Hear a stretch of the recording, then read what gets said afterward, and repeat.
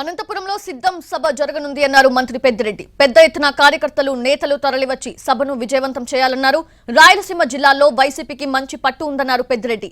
ఈ ఎన్నికల్లో రాయలసీమ జిల్లాల్లోని 50 స్థానాల్లో విజయం సాధించాలన్నారు. సీఎం జగన్ క్యాడర్ కి ఎన్నికలపై సిద్ధం సభలో దిశానిర్దేశం చేయనున్నట్లు తెలిపారు మంత్రి పెద్దిరెడ్డి.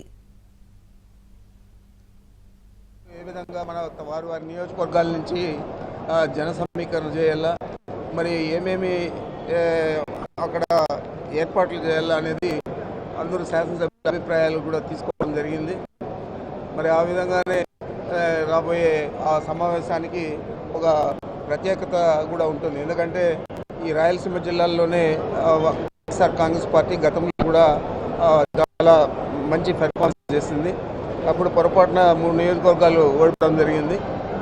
ఇప్పుడు ఆ 3 నియోజకవర్గాలు కూడా గెలవాల. మొత్తము 50 స్థానాలలో సత్యవేడతో కలిపి 50 స్థానాలలో అన్నింటిలో కూడా గెలవాలని చెప్పి మనం దానికి సమాయత్తం కావాలని చెప్పి అది ఎన్నికల కేడర్ సమావేశమైనా కూడా ఎన్నికలకు సమాయత్తం అయ్యే విధంగా ఆ సమావేశాన్ని మనం జరుపుకోబోతూ ఉన్నాం.